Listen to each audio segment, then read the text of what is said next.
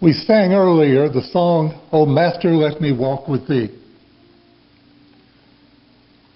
Today we're talking about walking with God in faith. When I was a child, I remember walking with my parents. It was a different experience if I was walking with one parent than the other. My mom was 5'3", my dad was 6'3", so I had to reach different distances up there. I had to walk a little faster when I was walking with Dad in order to keep up. And I suspect that most of you have had that kind of experience too in your life. Trying to keep up with your parents, learning to walk with them, learning the rhythm of their walk, and patterning your walk by theirs. So that even now, years later, people may look at you who are older. For some people that's a task, and say, that reminds me of your mother, of your father, when I see you. I walked some with my mother's father when I was growing up, and I remember when I was around 12 years old, I walked into a church building, and one of my aunts later told me that she had about had a heart attack when I looked back and saw you coming in the building because I thought it was your grandfather. Because of the way I was walking. And so we walk. In that song, "O Master, Let Me Walk with Thee," we're praying as we sing together to our God. We're voicing our desire to walk with Him in the paths where He may guide us. There are other songs that we sing. Okay. That also, that would help. Other songs that we sing that also express this desire. "Walking Alone at Eve" by a brother in Christ named Will Slater talks about, in the last verse, "Trusting Him as my all, wheresoever my footsteps roam, pleading with Him to guide me on to the Spirit's home. That God will be with me as I walk, that though it may seem that I am walking alone, that I am not. For He is with me and walks with me and shows me the way." Another song is "I Come to the Garden Alone," song number 281. And that song is, for some people, a little more difficult to understand because it's written in a poetic sense. Uses a lot of imagery. It says, "I come to the garden alone while the dew is still on the roses, and the voice I hear falling on my ear, the Son of God discloses. And He walks with me, and He talks with me, and He tells me I am His own. And the joy we share as we tarry there, none other has ever known." And that song too talks about walking with the Lord. But it goes beyond to talk of hearing His voice and conversing with Him. A third song, "Just a Closer Walk with Thee," says again, "I am weak, but Thou art strong. Jesus, keep me from all wrong. Guide me gently, safely o'er to Thy kingdom shore, to the shore Again, a sense of traveling with the Lord, of walking with Him, and not just any walk. It's not a walk where, and here again, going back to when we were children or when we were walking with our children, we weren't always holding hands, were we? Sometimes the children are darting to and from and running ahead or falling behind. And as a parent, is that always a good feeling when the children are going every which way? Sometimes parents are a little fearful. And sometimes the child, too, I remember faintly, when you look around and you don't see the parent, you've lost your balance. You've lost your sense of stability. With just a closer walk with Thee, we pray that we will be closer to our Lord, to our guide, that He will be present when we need Him. In Genesis chapters 5 and 6, we read the story of a lineage, of generations of a family, of our ancestors. Last week we looked at another lineage. A lineage and a family that, as they went from generation to generation, they made great advancements in their tools and their entertainment, in their weaponry.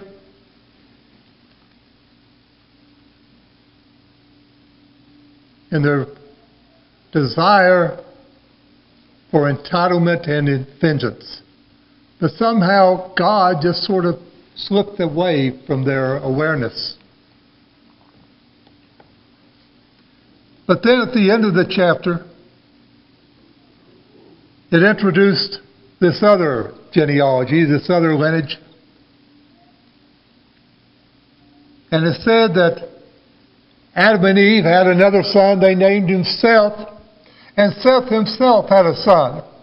And he called his name Enosh. And at that time, people began to call upon the name of the Lord. And it's that family, Seth and Enosh's family, that's described in chapter 5, in the beginning of chapter 6. And as we look at these verses, sometimes I will ask you, when you come to the Bible and you're reading it, and you come to a chapter where there's a genealogy, how many just skip to the next chapter?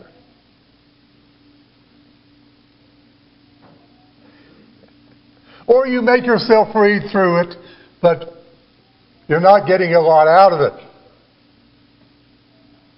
That's certainly easy to do. But with some genealogies, and this is particularly true with Matthew's genealogy of Jesus, there are messages that are hidden within the genealogy.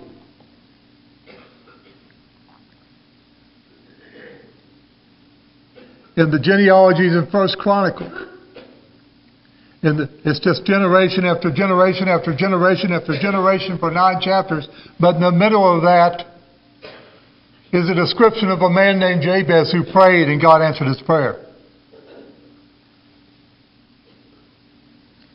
In Genesis chapter 5, as the genealogy begins, it says, "This is the book of the generations of Adam. When God created man, He made him in the likeness of God.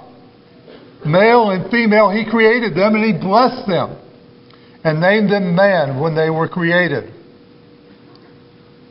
And when Adam had lived 130 years, he fathered a son in his own likeness, after his image, and named him Seth."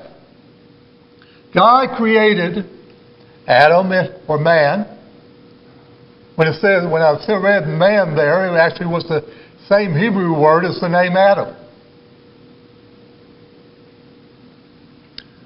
When He created man, He created him, He created humanity in His image. And that's a term, a phrase rather, whose meaning we sometimes struggle to understand. What does it mean to be in the image of God? Did they lose the image of God when Adam and Eve sinned in the garden? Do we get it back when we become Christians? As he describes the beginning of the generations, he's created in the image of God, and when he has a son, he passes on his image, and he is in the image of God. I remember seeing a movie several years ago in which the main character cloned himself so he would have someone to help him do his work, because he was very busy running a business and being a husband and doing his hobbies. And his clone worked out so very well that he cloned himself again. Only to discover this clone had still had his talents, but they were different emphases of his own talents. And everything was going wonderfully until he discovered that his two clones had cloned one of themselves. And the copy of the copy wasn't so good.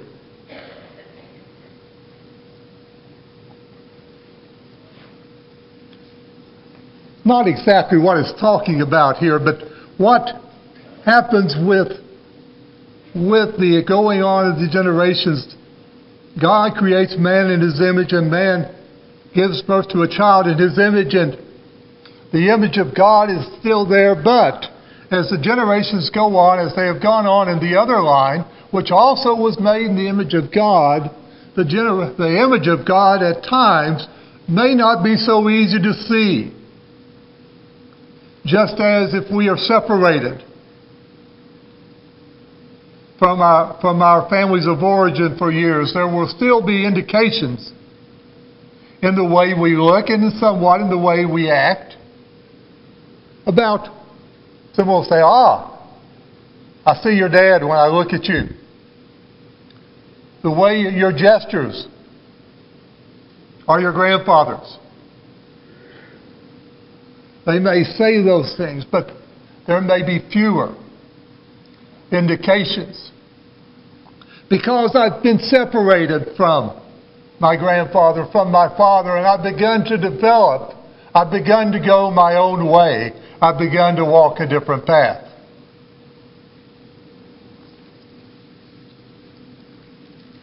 But Adam is created in the image of God. Humanity is created in the image of God. And as each generation goes on, Seth has a son named Enosh. His father is Enosh.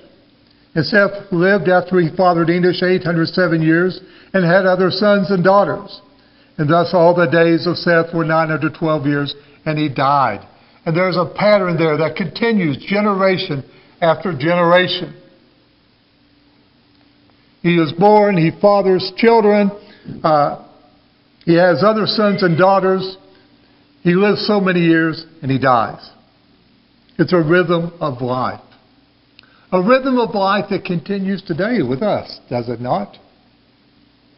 And as that rhythm continues, it goes on from generation to generation, simply describing this process. Enosh's son is named Kenan. And Kenan lives 70 years and has a son named Mahalalel. And he lives so long and he dies, and Mahalalel is Jared's father. And Jared lives and he has a son named Enoch. And in these generations, after the mention of being created in the image of God, suddenly the mention of God ends for several verses. Other than possibly showing up in a couple of the names, the El at the end of the name, generic Hebrew word for God or a God.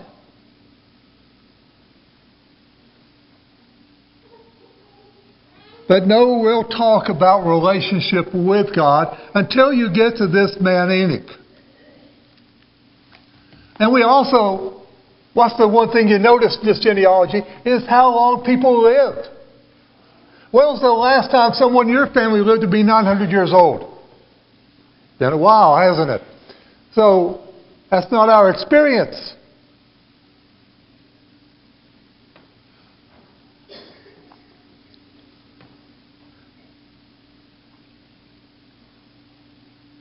In ancient times, there were other accounts written of the beginnings of humanity. And some of them also talked about, had genealogies, but the people in them didn't live 70 years either. And they didn't live 900 years. They lived more like 900,000 years. But this is a capturing here that of the length of life as people are living in the proximity of a time when all was as God intended it. But as Enoch lives, Enoch has a son named Methuselah, who will also attain fame. But Enoch lives 360, well, it says all the days of Enoch were 365 years. And then Enoch is different, because everyone else in this genealogy dies. And it simply says of Enoch that he walked with God. And he was not, for God took him.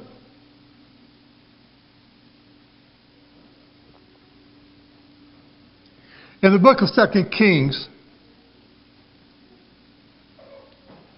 it talks about the prophet Elijah. And after he'd been prophesying for many years, he tells his apprentice, Elisha, that the time has come for him to leave. And they crossed the Jordan River. And after Elisha begs him, Elijah gives him his cloak. But then Elijah, as Elisha watches, is taken up into the heavens in a whirlwind, the chariots of God. And it says he is taken by God, and the same word is used here of Enoch. You don't have the vivid pictorial description, but the same word is used. God took him. And we don't know what that means, exactly what that looked like. But there's an indication that he didn't die, an indication that it was connected with his walking with God. In the New Testament, in the book of Hebrews, we have in chapter 11 of Hebrews what we call a hall of fame of faith. And in verse 5 it says, "By faith Enoch was taken up, so that he should not see death. And he was not found, because God had taken him. Now before he was taken, he was commended as having pleased God, and without faith it is impossible to please God. For whoever would draw near to God must believe that he exists and that he rewards those who seek him." A lot of times we read Hebrews chapter 11, we take our figurative scissors out and we sort of clip verse 6 out. We separate it from verse 5. And we have a definition of faith and what faith accomplishes along with verse 1, which we also clip out in that chapter, where it says faith is the evidence of things hoped for, the surety of things not seen, or the assurance of things hoped for, the conviction of things not seen. But what Hebrews chapter 11 is telling us, that Enoch defines faith in his life by his walking with God. And we can know from his walking with God that he believed that God existed. That he believed that God would reward him for his faith. Because he was seeking God and his will. Enoch is also mentioned in the book of Jude, where Jude, the brother of Jesus, is writing about the horrible situation that exists in the congregation to which he is writing. And particularly warning them about one group of people. And he says it was about these that Enoch, the seventh from Adam, prophesied, saying, "Behold, the Lord comes with 10,000s of his holy ones, to execute judgment on all, and to convict all the ungodly of their deeds of ungodliness that they have committed in such an ungodly way, and of all the harsh things that ungodly sinners have spoken against him." So Enoch is quoted by Jude, and he's quoting from a book that still exists, a book called First Enoch. It's not in our Bibles, but it refers to Enoch, the seventh from Adam. If you look at the genealogy, in this genealogy in chapter 5, Enoch's number 7. But Enoch is seeing in the future a judgment from the Lord. A judgment against those who were ungodly. And in Jude, that prophecy is applied to the end of time. But it's a promise that God will call to account those who do not walk with him, as Enoch has walked. In Enoch's time, shortly after his time, there also was going to come a physical accounting for rebellion against God. A time when the world would be called for account for their lack of faith. When we walk with God, we walk in faith. But we learn from this genealogy, we walk in righteousness. In chapter 6, before we get to chapter 6, I mentioned that Enoch had a son named Methuselah. Who's heard of Methuselah? Pretty much everybody's heard of Methuselah. Methuselah lived longer than anyone else in this book. He lives 969 years. And we know that. And that's wonderful. But what else do we know about Methuselah? If you do the math in this genealogy, Methuselah dies in the year of the flood. Whether that means he died of old age while he was trying to get on the ark, or whether that means that he died because he did not try to get on the ark, like everyone else. The text doesn't tell us. But certainly it is the case that Methuselah dies. He lives a long time, but he dies the year of the flood. And that's all we know about him. His father had lived about 40% as long. But we know about him that he walked with God. That he was a man of faith.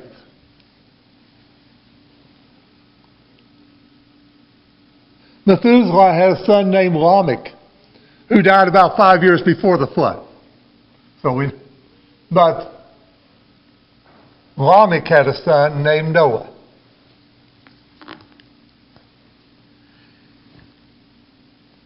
And we called his name Noah, it says in chapter 5, verse 29, saying, "Out of the ground that the Lord has cursed, this one shall bring us relief from our work and from the painful toil of our hands." So he has a son named Noah. In chapter 6 of the early verses describes a state of, again, some verses that are hard to understand exactly what's going on, but it's summarized in verse 5 that the Lord saw that the wickedness of man was great in the earth, and that every intention of the thoughts of his heart was only evil continually, and the Lord was sorry that he had made man on the earth. And it grieved him to his heart. So the Lord said, I will blot out man who I have created from the face of the land, man and animals and creeping things and birds of the heaven, for I am sorry that I have made them. But Noah found favor in the eyes of the Lord. These are the generations of Noah. Noah was a righteous man, blameless in his generations. In his generation, Noah walked with God. So again, we have a person in this genealogy who, unlike the others, it mentions specifically, walks with God. Again, in Hebrews chapter 11, verse 7, it says, by faith Noah, being warned by God concerning events yet unseen, in reverent fear, constructed an ark for the saving of his household. And by this he condemned the world and became an heir of the righteousness that comes by faith. Noah walked with God in righteousness. His faith translated not just into mental awareness, not just in mental assent, but in concrete action. He did something. And what he did, because he had faith in what God was telling him, saved humanity. Now, most of humanity rejected what he was telling them, but that did not save the fact that when the flood came, he was saved and they were not. First Peter, the writer of Peter, sees this saving that was accomplished through the faith of Noah as being a foreshadowing of what happens with us when we are baptized into Christ.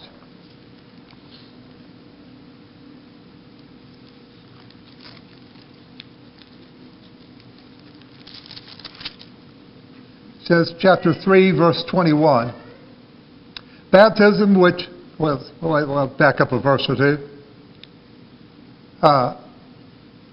Because they formerly did not obey when God's patience waited in the days of Noah, while the ark was being prepared, in which a few, that is, 8 persons, were brought safely through water.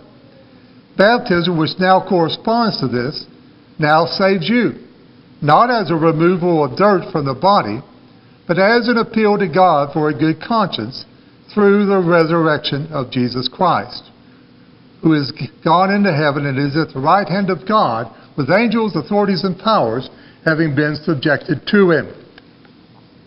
So Noah obeys God in righteousness and obeys him in a concrete way. So we too, in baptism, but also in the choices that we make in our lives, demonstrate our faith by what we do, how we respond to the commands of God.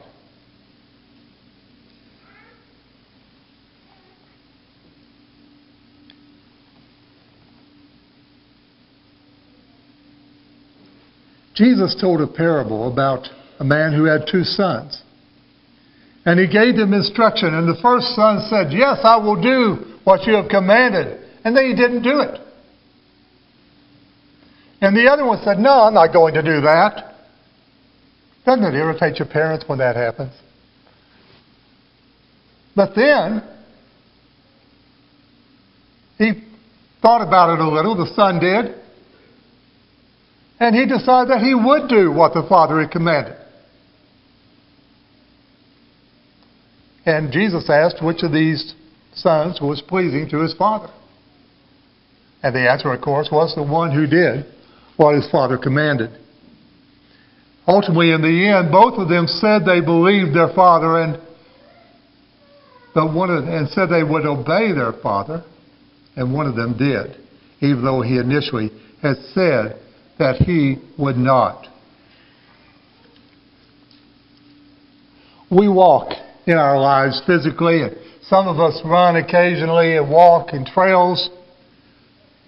And on the slide is a picture of a trail I used to walk and run on in Memphis, Tennessee, an area called the Greenway. And I posted this one time on Facebook, and someone commented, I wonder if that's what the Garden of Eden looked like.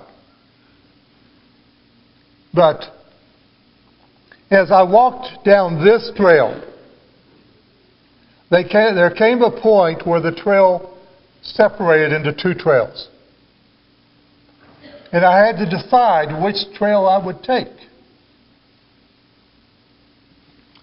And that's a decision that in our lives, each of us makes daily. Whether we are going to walk with God, walk with Him where He leads us, or whether we're going to say, no, I'm going to go my own way. I'm going to go down this way, even though it may be and looks more treacherous.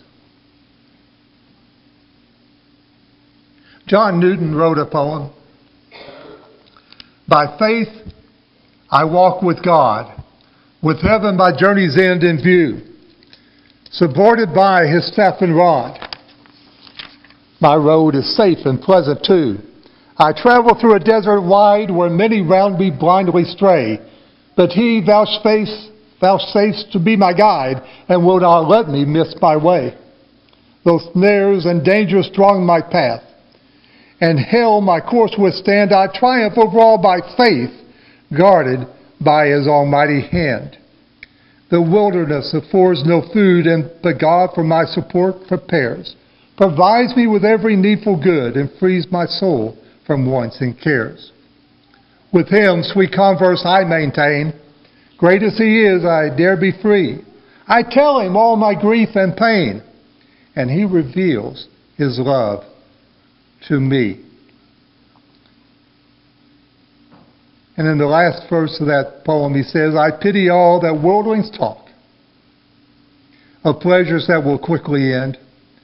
Be this my choice, O Lord, with Thee, my guide, my guard. Be this my choice, O Lord, to walk with Thee, my guide, my guard, my friend."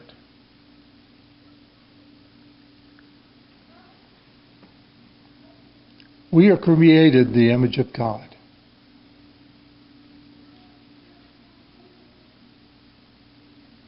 Enoch called on the name of the Lord. Enoch walked with God because he had faith. Noah walked with God, and he acted on that faith.